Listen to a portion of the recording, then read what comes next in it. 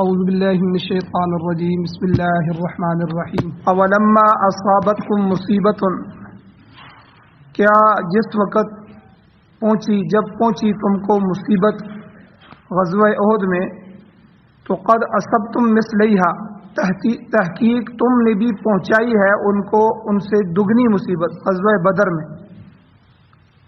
قل تم نے یہ کہا کہ انا ھذا، یہ مصیبت کہاں سے آ گئی، ہم تو اللہ کے نبی کے ماننے والے ہیں، ہم تو ایمان والے ہیں، پھر ہمیں یہ تکلیف کہاں سے پہنچی؟ قل اے نبی آپ فرمائیں، ہوا من عند انفسکم، وہ آپ کے اپنے نفسوں کی وجہ سے، اپنے جانوں کے ساتھ ہے۔ ان اللہ علی کل شیء قدیر، بے شک اللہ تعالی ہر چیز پر قادر ہے۔ وما اصابکم، اور جو کچھ پہنچا تم کو، یوم التقى الجمعان، اس دن جس دن دو جماعتیں اپنے آمنے سامنے ہوئیں، دو جماعتوں کا ٹکراؤ ہوا، کفر اور اسلام کا، تو جو بھی تکلیف تم کو پہنچی وہ فبإذن اللہ، وہ اللہ کے حکم کی وجہ سے تھی۔ اور اس میں حکمتیں ہیں، وَلِيَعْلَمَ الْمُؤْمِنِينَ، ایک حکمت یہ ہے کہ تاکہ اللہ ایمان والوں کو الگ کرے، چھانٹی کرے، ظاہر کرے۔ وَلِيَعْلَمَ الَّذِينَ نَافَقُوا، اور اللہ تعالی منافقوں کو بھی ظاہر کرے۔ وَقِيلَ لَهُمْ، اور کہا گیا ان کے لیے کہ تعالوا، اچھا تم آؤ، منافقوں کو کہا گیا کہ آؤ، قاتلوا فی سبیل اللہ، اللہ کے راستے میں لڑو، او ادفعوا، یا دفاع کرو۔ قالوا، وہ کہتے ہیں، لو نعلم قتالا، اگر ہم جانتے لڑائی کو، کوئی اچھی لڑائی، تو لاتبعناکم، ہم ضرور تمہاری اتباع کرتے۔ اللہ کہتے ہیں ہم للکفر یومئذ، وہ منافق اس دن کفر کے اقرب، زیادہ قریب تھے، منہم للایمان، ان ایمان والوں کی بنسبت ایمان والوں کی، ایمان سے زیادہ کفر ان کے دلوں میں قریب تھا۔ یقولون بافواہہم، وہ کہتے تھے اپنے منہوں سے، ما، وہ بات، لیس فی قلوبہم، جو ان کے دلوں میں نہیں تھی۔ واللہ اعلم بما یکتمون، اور اللہ تعالی خوب جانتے ہیں اس کو جو وہ چھپاتے ہیں۔ الذین قالوا، اور ان منافقین نے کہا، لاخوانہم، اپنے بھائی بندوں سے، ایمان والوں سے، وقعدوا، اور اس حال میں کہ وہ خود بیٹھ گئے، اپنے گھروں میں بیٹھ گئے، اور ایمان والوں کو کہنے لگے، لو اطاعونا ما قتلوا، اگر وہ لوگ ہماری اطاعت کرتے تو نہ قتل ہوتے۔ یعنی جس طرح ہم نے حضور کا ساتھ چھوڑ دیا ہے، ہم تو مدینے میں بیٹھ گئے ہیں، اپنے گھروں میں بیٹھے ہوئے تھے، ہمیں تو کچھ بھی نہیں ہوا، یہ لوگ بھی اگر حضور کے ساتھ نہ جاتے میدان احد میں، ان کو بھی تکلیف نہ ہوتی، نہ قتل کیے جاتے۔ قل، اللہ تعالیٰ فرماتے ہیں، فَادْرَؤُوا عَنْ أَنفُسِكُمُ الْمَوْتَ، اچھا پھر ہٹاؤ تم اپنی جانوں سے موت کو، ان کنتم صادقین، اگر تم سچے ہو۔ سورہ آل عمران کی آیت نمبر 165، 166، 167 اور 168، 4 آیتیں آپ کے سامنے تلاوت ہوئی ہیں، آپ نے ترجمہ سنا۔ پہلا درس ان آیتوں کا کل گزر چکا ہے کہ اللہ تعالیٰ نے نبی کریم صلی اللہ علیہ وسلم کو جو تکالیف پہنچی، صحابہ کو جو تکالیف پہنچی، اس میں مسلمانوں کے لیے اللہ تعالیٰ نے تسلی کا بندوبست فرمایا۔ اللہ تعالیٰ نے جملہ فرمایا کہ دیکھو، اولما اصابتکم مصیبت، کہ تمہیں غزوہ احد میں تکلیف پہنچی ہے، مصیبت پہنچی ہے، لیکن قد اصبتم مثلیہ، تم اس طرح کی دگنی تکلیف ان کو پہلے پہنچا چکے ہو، ان کو بھی تو تکلیف پہنچی ہے۔ غزوہ احد میں تمہارے 70 آدمی شہید ہو گئے ہیں، تو غزوہ بدر میں تم نے ان کے 70 سردار بھی مارے اور 70 آدمی قید بھی کیے بڑے بڑے، تو اس سے دگنا نقصان تم ان کا کر چکے ہو، تو یہ سب اس سے دل برداشتہ نہیں ہونا چاہیے۔ تو گویا اللہ تعالیٰ نے مسلمانوں کی شکست کے باوجود ان پر احسان فرمایا کہ کافروں کے دلوں میں مسلمانوں کا رعب رکھ دیا، وہ نہ تو مسلمانوں کو قیدی بنا سکے، نہ وہ خود وہاں زیادہ دیر ٹھہر سکے، بلکہ عافیت اور خیر انہوں نے اسی میں سمجھی کہ ہم مکے چلے جائیں اور واپس پلٹ جائیں، اور وہ پھر بھاگ گئے۔ تو بہرحال اللہ تعالیٰ نے یہاں ایک تو ایمان والوں کی تسلی کی بات کی، دوسرے اللہ تعالیٰ نے شکست کی حکمت بیان کی۔ اور میں نے کل یہ بیان کیا تھا کہ نفع اور نعمت کی حکمت تو سمجھ میں آتی ہے، کسی کو اولاد مل جائے، کسی کو دولت مل جائے، کسی کو کوئی نعمت مل جائے، لیکن نعمت نہ ملے اس کی حکمت ہمیں سمجھ نہیں آتی۔ لیکن اللہ کے ہر کام میں ہمارا یہ عقیدہ ہے، اللہ اس دنیا میں جو کچھ بھی کر رہے ہیں اس میں اللہ حکیم ہے۔ قرآن بار بار کہتا ہے ان اللہ علیم حکیم، اللہ تعالیٰ علم والے بھی ہیں اور حکمت والے بھی ہیں۔ اس کا ہر کام علم کے مطابق ہوتا ہے، اسے پتہ ہوتا ہے آگے جا کے یہ کیا ہو رہا ہے، اور اس کا ہر کام حکمت والا ہوتا ہے۔ ہمارے معاشرے میں کوئی آدمی سمجھدار آدمی ہو تو کہتے ہیں یار اس سے جا کے مشورہ کرو، سمجھدار آدمی ہے، حکیم آدمی ہے، تدبر والا آدمی ہے، اچھا مشورہ دے گا۔ تو اللہ تعالیٰ تو خود حکمت کو بنانے والے ہیں، حکمت کے خالق ہیں، تو اللہ کتنے بڑے حکیم ہوں۔ تو اس لیے یہ جو کائنات ہمیں نظر آ رہی ہے، اس میں جو ذرہ ذرہ اپنی جگہ پہ باقی ہے اور جو کچھ بھی ہو رہا ہے وہ سب کچھ اللہ کی حکمت سے ہو رہا ہے۔ تو یہ ہمارا عقیدہ ہے۔ اب نفع میں اور نعمت میں حکمت یہ سمجھ آتی ہے، لیکن نقصان میں حکمت یہ اللہ تعالیٰ نے یہاں بیان فرمائی۔ تو اللہ تعالیٰ نے کہا کہ تمہیں جو شکست ہوئی ہے اس دن کی جس دن دو جماعتیں آپس میں ٹکرائیں، وَأَصَابَكُمْ يَوْمَ الْتَقَى الْجَمْعَانِ، دونوں تم بھی اور کافر بھی اکٹھے تھے اور دونوں آپس میں لڑے ہو، جو تمہیں مصیبت پہنچی ہے فَبِإِذْنِ اللَّهِ، اللہ کے حکم سے ایسا ہوا ہے۔ یہ کبھی نہیں ہو سکتا کہ کوئی چیز اللہ کی تقدیر کے خلاف ہو جائے، اس کی مشیت اور اس کے ارادے کے بغیر واقع ہو جائے، یہ نہیں ہو سکتا۔ اور اس کی بہت سی مثالیں بھی ہیں کہ میں نے کل بادشاہ اور وزیر کا ایک واقعہ بیان کیا تھا کہ بادشاہ کی انگلی کٹ گئی، پھر بھی وزیر نے کہا کہ بادشاہ سلامت، اس میں بھی اللہ کی طرف سے خیر ہو۔ اب وہ پریشان ہو گیا، بھئی انگلی اور ہاتھ کٹ جائے تو اس میں کیا خیر ہے، لیکن وہ خیر سمجھ میں آ گئی۔ کل آپ نے واقعہ سن لیا۔ اسی طرح بعض دفعہ نعمت جو ہے وہ آدمی کے لیے اچھی نہیں ہوتی۔ اگر میں اور آپ نماز پڑھ رہے ہیں، تلاوت کر رہے ہیں، اگر ہمیں اللہ بہت زیادہ دے دیں تو ہماری مصروفیت اتنی بڑھ جائے کہ ہم نماز کے لیے بھی وقت نہ نکال سکیں، تو چونکہ اللہ تعالیٰ اس بندے پہ خوش ہوتے ہیں، اللہ نہیں چاہتے کہ یہ بندہ دنیا ملنے کی وجہ سے جو ہے میرے سجدے سے محروم ہو جائے۔ بعض دفعہ اللہ تعالیٰ نے اسی لیے پیغمبروں میں سے عجیب طرز پر مختلف پیغمبر گزرے ہیں۔ بعض پیغمبر ایسا تھے، حضرت عیسیٰ علیہ السلام ان کا اپنا گھر بھی نہیں تھا، بس وہ ایک کٹورا تھا، ایک آسا تھا، ایک چادر تھی، اسی کو لیتے تھے اور پوری دنیا میں پھرتے تھے۔ اس لیے ان کو مسیح کہتے ہیں، سیاحت کرنے والے، سفر کرنے والے، ہر وقت سفر میں رہتے تھے۔ اور دجال کو بھی مسیح الدجال اسی لیے کہتے ہیں کہ وہ جب آئے گا دنیا میں تو پوری دنیا میں گھومے گا، یا وہ پوری دنیا میں جائے گا۔ تو اس لیے بعض پیغمبر ایسے ہیں کہ جن کو بالکل تھوڑا سا دیا گیا، لیکن بعض پیغمبر آپ دیکھیں حضرت سلیمان علیہ السلام، ان کو حکومتیں دے دی گئی، پھر حکومتیں نہیں، ساری مخلوق کو ان کے تابع کر دیا گیا، جنات، چرند پرند سب ان کے حکم سے چلتے تھے، ہوائیں ان کے حکم سے چلتی تھی، جہاں چاہتے تھے تخت کو اٹھا کے ہوا وہاں پہنچا دیتی تھی۔ اور پرندوں کی بولیاں اللہ کہتے ہیں وَعَلِّمْنَا مَنطِقَ الطَّيْرِ، ہم نے ان کو پرندوں کی نطق، پرندوں کی بولیاں سکھائی تھی۔ جو پرندہ آ کے کچھ کہتا تو وہ سمجھ جاتے تھے یہ کیا کہہ رہا ہے۔ تو یہ نہیں، یہ اللہ تعالیٰ کی طرف سے طے ہوتا ہے کہ کس بندے کو میں نے کتنا دینا ہے، کس کو دینا ہی نہیں ہے۔ اسی طرح اولاد کے مسئلے میں، اولاد بڑی نعمت ہے، بعض لوگوں کو ملتی ہے، خود اللہ قرآن میں اس نعمت کو ذکر کرتے ہیں کہ ہم جسے چاہتے ہیں یہب لمن یشاء اناثا ویہب لمن یشاء الذکور، کہ جسے چاہتے ہیں ہم بیٹیاں دیتے ہیں، جسے چاہتے ہیں ہم بیٹے دیتے ہیں، جسے چاہتے ہیں ہم دونوں ملا کے دیتے ہیں، اور جسے چاہتے ہیں کہ ہم حکیم یعنی بانج بنا دیتے ہیں، اس کی اولاد ہوتی ہی نہیں ہے۔ تو اس کو بھی اللہ نے نعمت میں ذکر کیا، کیونکہ بعض دفعہ نعمت آزمائش کے لیے ہوتی ہے۔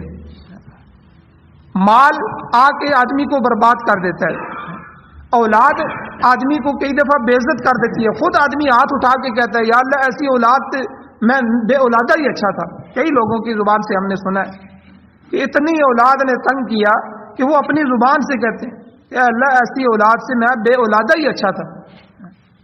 تو اسی طرح بعض دفعہ مال ملنے سے آدمی بگڑ جاتا ہے، تو اس کے اندر بگاڑ پیدا ہو جاتا ہے۔ اس لیے اللہ تعالیٰ نے، اور بیماری میں کتنی حکمتیں ہیں. حضرت اشرف علی تھانوی رحمۃ اللہ فرماتے ہیں کہ صحت کی نعمت تو اللہ کی طرف سے نعمت ہے، بیماری بھی اللہ کی نعمت. دیکھیں جس آدمی کو کبھی بھی اللہ یاد نہ آتا ہو، بیماری میں اللہ یاد آ جاتا ہے. بیمار ہوتا ہے آدمی، اس کو جب جو ہے حرکت ہوتی ہے، اس کو جو ہے وہ ایک قسم کی بیماری سخت ہوتی ہے، اس میں اللہ یاد آ جاتا ہے، اللہ تعالیٰ کو یاد کرتا ہے، استغفار کرتا ہے، یا توبہ کی توفیق مل جاتی ہے، گناہوں سے معافی مانگتا ہے. اور اللہ تعالیٰ ایمان والے کے بیمار ہونے پر گناہ معاف کرتے ہیں. حدیث میں آتا ہے کوئی آدمی بیمار ہوتا ہے تو اللہ اس کے گناہ معاف کرتے ہیں. تو یعنی کسی چیز میں بھی کوئی حکمت سے چیز خالی نہیں ہے، اللہ کی طرف سے ہر چیز جو ہے وہ حکمت سے بھری ہوئی ہے. اس لیے اللہ نے کہا کہ والقدر خیرہ وشرہ من اللہ تعالی، کہ اچھی اور بری تقدیر یہ اللہ کی طرف سے ہے، اس پر ایمان لانا ہے. تو یہاں بھی اللہ تعالیٰ نے شکست کی حکمت بیان فرمائی کہ اے ایمان والو تمہاری شکست کی بھی حکمتیں ہیں. پہلی حکمت کیا ہے؟ وَلِيَعْلَمَ الَّذِينَ نَافَقُوا وَلِيَعْلَمَ الْمُؤْمِنِينَ، ہم ایمان والوں کو الگ کرتے ہیں. جو حضور کے ساتھ چل کے آنے والے ہیں یہ ایمان والے ہیں، جدا ہو گئے. اور عبداللہ ابن ابی پہلے ہی جتھا لے کے الگ ہو گیا تھا. وَلِيَعْلَمَ الَّذِينَ نَافَقُوا، اللہ کہتے ہیں ہم منافقوں کو بھی الگ کرنا چاہتے ہیں تاکہ تمہیں پتہ چل جائے کہ ایمان والا کون ہے اور منافق کون. اور آگے اللہ تعالیٰ نے منافقین کے متعلق جنگی حکمت عملی کا ذکر فرمایا. ارشاد ہوتا ہے وقیل لہم، ان منافقوں سے جب کہا گیا تعالوا او قاتلوا فی سبیل اللہ، اللہ کے راستے میں جہاد کرو، او ادفعوا یا دفاع کرو. یاد رکھیں جنگ دو طریقوں سے ہو سکتی ہے، جنگ کے دو طریقے ہیں. ایک کو اقدامی جہاد کہتے ہیں، اقدامی جنگ، آگے بڑھ کے پہلے دشمن پر حملہ کرنا، اس کو اوفینسو وار کہتے ہیں، اوفینسو وار. اور ایک ہے دفاعی جنگ کرنا، یعنی اپنی جگہ پہ رہ کے دشمن آئے اور آپ پہ حملہ کرے، آپ اس کا دفاع کریں، دفاعی جنگ. اس کو ڈیفینسو وار کہتے ہیں. تو اوفینسو وار، ڈیفینسو وار، اقدامی جہاد اور دفاعی جہاد. تو یہاں اللہ نے دونوں کو ذکر کیا. اسلام میں دونوں قسم کی جہاد جائز ہیں. شاہ ولی اللہ محدث دہلوی رحمۃ اللہ علیہ فرماتے ہیں کہ اسلام نے جنگ میں پہل کرنے کا حکم بھی دیا ہے کہ آپ جنگ میں پہل بھی کر سکتے ہیں. لیکن یہ کس جگہ کہ اگر کسی علاقے میں دشمن نے ظلم و ستم کا اور فتنہ اور فساد کا بازار گرم کر رکھا ہو، شرفاء کی عزت اور مال محفوظ نہ ہو، اسلام کے خلاف سازش کا گڑھ بنا دیا گیا ہو، تو ایسی صورت میں اس گندے عنصر کو، اس گندے مادے کو تباہ کرنا، اس کا کلا کما کرنا ضروری ہو جاتا ہے. اور اسلام جنگ میں اقدام کی اجازت دیتا ہے کہ آپ پہلے بڑھ کے آپ ان کو ختم کریں. اور یہی ہوا تھا خیبر پر جب حضور علیہ الصلوۃ والسلام نے حملہ کیا تھا تو مسلمانوں کو کہا کہ بھئی خاموشی کے ساتھ جانا ہے. اور اسی طرح ہوا کہ حضور جب ان کے پاس پہنچے تو رات کو صبح کے قریب ان کے باغوں میں بیٹھ گئے، اور وہ صبح جب اپنے قلعوں سے نکلے اور روڈوں سے باغوں کی طرف آئے تو انہوں نے دیکھا کہ یہ تو اسلامی لشکر بیٹھا ہوا ہے. تو حضور علیہ الصلوۃ والسلام نے، کیونکہ یہودی جو مدینہ سے گئے تھے یا یہاں سے جو موجود تھے، ان کا کانٹیکٹ اور تعلق خیبر کے یہودیوں سے تھا، وہ قلعوں میں بیٹھے ہوئے تھے، وہاں سے وہ شرارت کرتے تھے. تو اللہ کے حکم سے اللہ کے نبی صلی اللہ علیہ وسلم نے مسلمانوں کو فرمایا کہ ان کی شرارت کو ختم کرنا ہے، ہم نے ان پر اقدامی جہاد کرنا ہے، آگے بڑھ کے حملہ کرنا ہے. تو حضور علیہ السلام، اسی طرح فتح مکہ کے موقع پر حضور علیہ الصلوۃ والسلام نے جتنے بھی صحابہ تھے ان کو حکم دیا کہ مکے پہ چڑھائی کرنی ہے اور ہم نے مکہ لینا ہے، مکہ فتح کرنا ہے. اللہ کا حکم آ گیا. اب اسی دوران وہ خط کا واقعہ کہ ایک صحابی جو تھے انہوں نے خط دے کے ایک عورت کو بھیجا. اللہ کے نبی صلی اللہ علیہ وسلم اس چیز کو راز رکھنا چاہتے تھے کہ مشرکین کو پتہ نہ چلے. تو اس کا ایک لمبا واقعہ سورہ ممتحنہ میں آئے گا، تو پیچھے بھی بیان ہوا ہے. تو یعنی بعض دفعہ خود آگے بڑھ کے جہاد کرنا، پہلے حملہ کرنا، اس کو اقدام کہتے ہیں. آگے اقدامی جہاد، اوفینسو وار.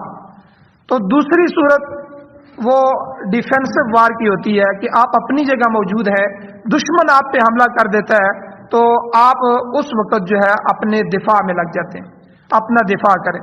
جیسے جنگ خندق ہے، کہ خندق کے موقع پر سارا عرب جمع ہو گیا، سارے قبائل جمع ہو گئے کہ آج مسلمانوں کو ختم کرنا ہے، آج ان کا قصہ ختم کرنا ہے۔ اب حضور علیہ السلام نے صحابہ کو جمع کر لیا، مشورے لیے کیا کرنا چاہیے، اب باہر نکل کے ان سے لڑنا چاہیے۔ تو صحابہ نے کہا حضور بہت بڑا لشکر ہے، ہماری تعداد بہت تھوڑی ہے اور باہر نکلنا رائے دی، تو پھر کیا کرنا چاہیے؟ تو حضرت سلمان فارسی رضی اللہ تعالیٰ نے انہوں نے کہا حضور میں فارس سے ہوں، میں آپ کا دیوانہ ہوں، آپ کا صحابی ہوں، لیکن ہمارے علاقے میں لوگ ایسا کرتے ہیں کہ جب دشمن بہت زیادہ تعداد میں ہو، آپ کم ہو، اور اس وقت اپنے شہر کے ارد گرد خندق کھود دیتے ہیں، بہت بڑی خندق، بہت بڑا گڑھا کھودتے ہیں کہ آپ کا دشمن اس گڑھے سے پار نہیں ہو سکتا، اور اس طرف آپ بیٹھے ہوتے ہیں، جو ہی کسی طرف سے وہ پار ہونے کی کوشش کرتے ہیں، ادھر سے اسلامی لشکر جو ہے وہ تیروں کی بارش کر دے اس پہ۔ تو حضور نے اس کو پسند فرمایا۔ پھر حضور علیہ الصلوۃ والسلام نے ایک ایک ٹکڑا جو ہے 10 صحابہ کو کہا کہ آپ نے اتنا اتنا کھودنا ہے، حضور بھی ان کے ساتھ لگ گئے، اور اسی موقع پہ بہت سے حضور کے معجزات کا بھی ظہور ہوا۔ تو بہرحال یہ غزوہ خندق کا جو موقع تھا یہ دفاعی جنگ تھی کہ دشمن نے باہر سے حملہ کیا اور مسلمان اپنے دفاع پہ آ گئے۔ تو اب جب دفاعی جنگ ہوتی ہے، یاد رکھیں اسلام میں جب دفاعی جنگ ہوتی ہے، دشمن آپ کے ملک پہ حملہ کر دیتا ہے، ایسے موقع پہ مرد پر، عورت پر، جوان پر، بوڑھے پر، غلام پر، نوکر پر، ہر ایک پر جہاد فرض عین ہو جاتا ہے۔ اس میں بیوی کو یا بچے کو اپنے والدین سے پوچھنے کی اجازت نہیں ہے، کیونکہ آپ کے گھر پہ حملہ ہو گیا، آپ جہاد فرض۔ جہاد کی 2 قسمیں ہیں، جہاد ہمیشہ فرض ہی ہوتا ہے، ٹھیک ہے، کبھی واجب یا سنت یا نفل نہیں ہے، یہ ضروری ہے، لیکن فرض میں 2 قسمیں ہیں، فرض عین اور فرض کفایہ۔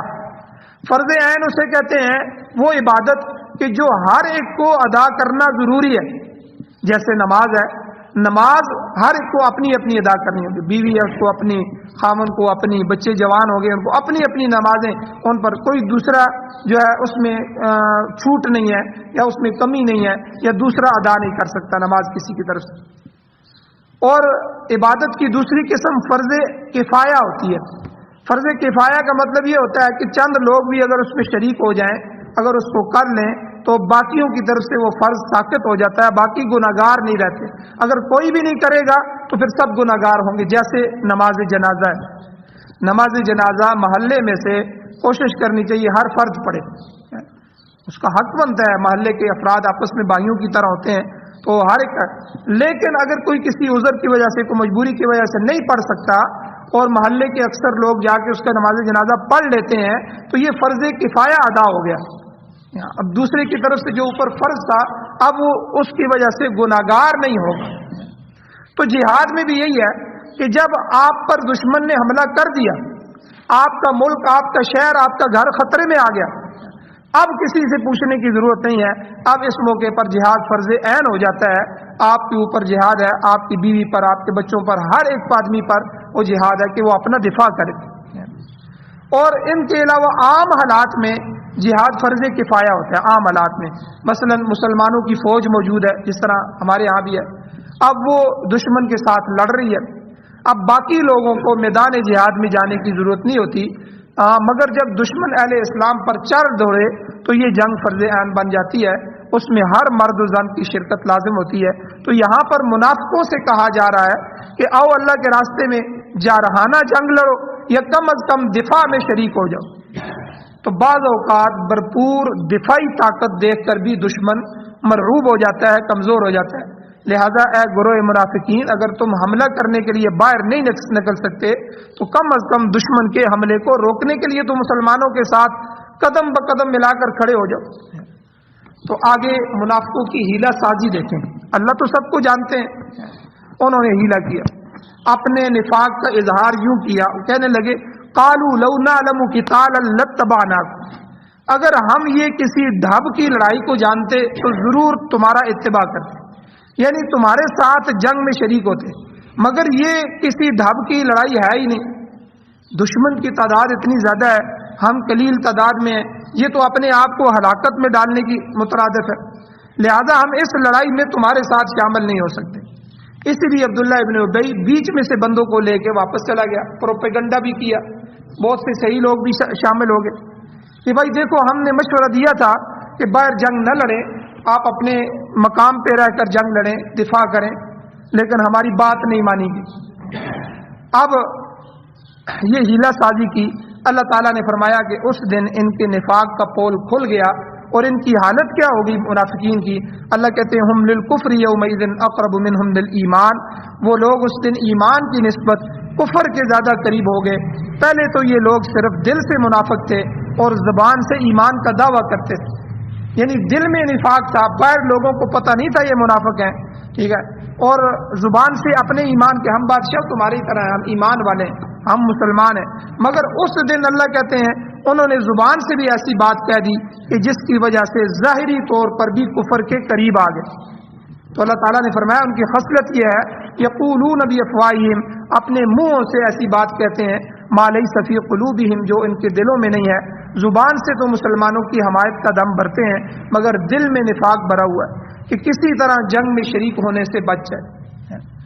دل اور زبان کا یہی جو تضاد اور فرق ہوتا ہے، یہی منافقت ہوتی ہے، یہی منافقت کی نشانی ہے۔ تو عبداللہ ابن ابی نے بھی یہی بات کی تھی کہ ہماری تو بات نہیں مانی گی، ہم کہتے تھے شہر میں رہ کر دفاع کریں گے مگر یہ باہر نکل گئے، لہذا ہم ایسی جنگ میں شریک نہیں ہو سکتے۔ اللہ تعالیٰ نے ان کی منافقت کا پردہ چاک کر کے فاش کر کے یہ کہہ دیا واللہ اعلم بما یکتمون، اللہ تعالیٰ خوب جانتا ہے جس چیز کو وہ چھپاتے ہیں، یعنی اللہ تعالیٰ ان کے دلوں میں چھپے ہوئے رازوں سے بھی واقف ہے۔ لہذا تم لوگوں کو تو دھوکہ دے سکتے ہو، حضور غیب نہیں جانتے، حضور کو بھی دھوکہ دے سکتے ہو، لیکن اللہ کو تو دھوکہ نہیں دے سکتے۔ یا منافقو، اللہ تو جاننے والے ہیں، اللہ کی نظر تو تمہارے دلوں پہ ہے، اس لیے تمہارے اس نفاق سے تمہیں خود ہی نقصان اٹھانا پڑے گا۔ آخر میں اللہ تعالیٰ نے ان کی منافقین کی ایک اور خصلت کا ذکر فرمایا۔ اللہ کہتے ہیں الذین قالوا لاخوانہم وقعدوا، وہ لوگ جنہوں نے اپنے بھائی بندوں سے یعنی مسلمانوں کے متعلق یوں کہا اور خود بیٹھے رہے گھروں میں، کہنے لگے لو اطاعونا ما قتلوا، اگر یہ ہماری بات مان لیتے تو قتل نہ ہوتے، شہید نہ ہوتے، یعنی ہم تو شہر میں رہ کر دفاع کے حق میں تھے مگر انہوں نے ہماری بات نہیں مانی، لہذا باہر میدان میں جا کر مارے گئے۔ اس طرح طرح طرح کے ہیلے بانے کیے انہوں نے کہ مسلمانوں کو اس کی وجہ سے شکست ہوئی ہے، ان کی جنگی حکمت عملی درست نہیں تھی، یا ان کی صف بندی درست نہیں تھی، یا ان کی مورچہ بندی کمزور تھی، یعنی یہ سب ہیلے بانے انہوں نے کیے اپنی بات پر پردہ ڈالنے کے لیے۔ اللہ تعالیٰ نے فرمایا یہ سب ان کی بہانہ سازی ہے، اصل میں یہ لوگ اسلام کے دشمن ہیں اور اسلام کو پھلتا پھولتا دیکھ نہیں سکتے۔ اور میں نے پہلے بھی ذکر کیا تھا، یہ عبداللہ ابن ابی جب حضور مدینہ میں تشریف لائے تو اس کے سر پہ تاج پوشی ہونے لگی تھی، سارے قبائل مل کے اس کو سردار بنانے لگے تھے، اور اتنے میں حضور آ گئے اور سارے حضور کے دیوانے ہو گئے۔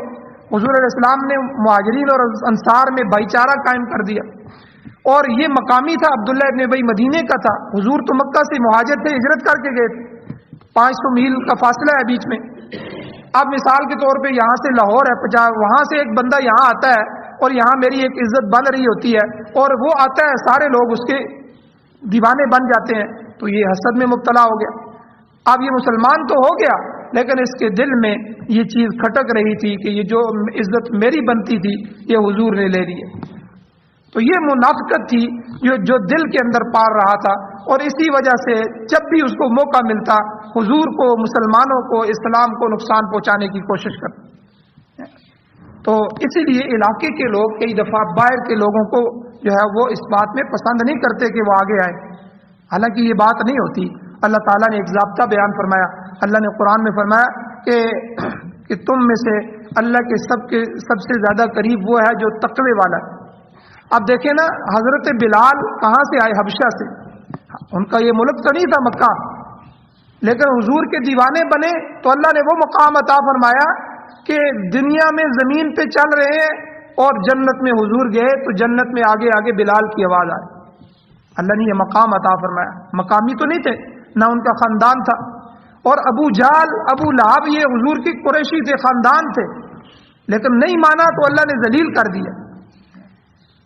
اور اسی طرح حضرت سلمان فارسی رضی اللہ تعالیٰ عنہ فارس سے آئے تھے، تو حضور علیہ السلام نے کیا فرمایا؟ سلمان منا و انا من سلمان، کہ سلمان ہم میں سے ہیں. حضور نے ان کو اپنے اہل بیت میں سے شامل فرما لیا. اور جو اپنے تھے انہوں نے نہیں مانا، اللہ نے دنیا میں ذلیل. تبت یدا ابی لہب، حضور کا چھکا چچا جب حضور کی مخالفت میں آیا، اللہ نے قرآن کی پوری صورت اتار دی کہ ابو لہب کے دونوں ہاتھ ٹوٹ جائیں کہ میرے پیغمبر کے بارے میں نازیبا الفاظ کہتا ہے. جب اس نے حضور کی مخالفت کی، اپنی زبان سے نازیبا الفاظ کہے. تبا لک یا محمد علی ھذا جمعتنا، کہ اے محمد تو ہلاک ہو جائے، نعوذ باللہ، کہ تو نے ہمیں اس لیے جمع کیا تھا، یہ بات کہنے کے لیے جمع کیا تھا. اللہ تعالیٰ نے فوراً قرآن کی آیتیں اتاری، میرے محبوب کو تو کہتا ہے. تو اللہ تعالیٰ نے کہا تیرے دونوں ہاتھ ٹوٹ جائیں، تو تباہ و برباد ہو جائے. قیامت کی صبح تک مسلمان اور پوری دنیا اس صورت کو پڑھتی رہے گی اور اس پر لعنت بھیجی جاتی رہے گی. آپ دیکھیں حضور کا سکا چچا ہے، حضور کا سکا چچا ہے، لیکن یہاں نسبتیں جو ہے نسلیں اور یہ چیزیں نہیں دیکھی جائیں گی، بلکہ حضور کی غلامی دیکھی جائے گی. تو اس لیے باہر کا آدمی اگر آ جائے اور وہ سمجھدار ہو اور حضور کا گرویدہ غلام ہو تو ہمیں اس کے پیچھے چلنا چاہیے. نجات جو ہے حضور کی اتباع میں ہے، حضور کی سنت کی اتباع میں ہے. تو بہرحال یہاں عبداللہ ابن ابی کے ساتھ یہی ہوا، اس کی تاج پوشی ہونے لگی تھی، اتنے میں حضور آ گئے، مہاجرین سارے کے سارے آ گئے اور یہاں آ کے شیر و شکر ہو گئے، اور جو بھی تھا وہ سارا حضور کا دیوانہ بن گیا، سارے حضور کے صحابی بن گئے، حضور پر جان نثار کرنے والے بن گئے. تو یہ تکلیف تھی وہاں کے منافقین. تو اللہ تعالیٰ نے ان کے اس پول کو، ان کے ہیلا بانے سازیوں کو یہاں اللہ نے کھول دیا، اور اللہ تعالیٰ نے ان بدباطن لوگوں کو منہ توڑ جواب دیا کہ کل، اے میرے نبی آپ ان سے کہہ دیں، فَدْرَؤُوا عَنْ أَنفُسِكُمُ الْمَوْتِ، تم اپنی موت کو روک لو. انہوں نے کہا تھا نا کہ اگر مسلمان باہر نہ نکلتے، ہمارے ساتھ ہی شہر میں رہتے تو شہید بھی نہ ہوتے، مارے بھی نہ جاتے. تو اللہ تعالیٰ نے فرمایا اگر تم موت کو وارد ہونے سے اس طرح روک سکتے ہو تو روک کر دکھاؤ.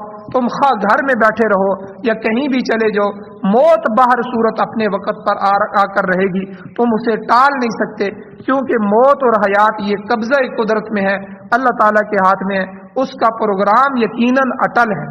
اللہ قرآن میں فرماتے ہیں اذا جاء اجلهم فلا يستأخرون ساعة ولا يستقدمون، جب کسی کی موت کا معین وقت آ جاتا ہے تو پھر ایک سیکنڈ کے لیے بھی آگے پیچھے نہیں ہو سکتا. لہٰذا یہ تمہاری خیم خیالی ہے کہ تم گھر میں بیٹھ کر رہنے سے موت کو ٹال سکتے ہو. بسا اوقات جنگ میں شریک لوگ بخیر و عافیت گھر واپس آ جاتے ہیں اور پیچھے رہ جانے والے مر جاتے ہیں. شیخ سعدی رحمۃ اللہ علیہ نے ایک شخص کا ایک واقعہ بیان کیا کہ ساری رات وہ آدمی بیمار کے پاس بیٹھا رہا اور روتا رہا کہ دیکھو جی بیچارہ مر رہا ہے، بہت جلدی مر جائے گا. مگر جب صبح ہوئی تو وہ خود مر گیا، اس کی موت پہلے آئی ہوئی تھی، اور جو بیمار تھا وہ مریض زندہ تھا اور کئی جو ہے وقت تک زندہ رہا.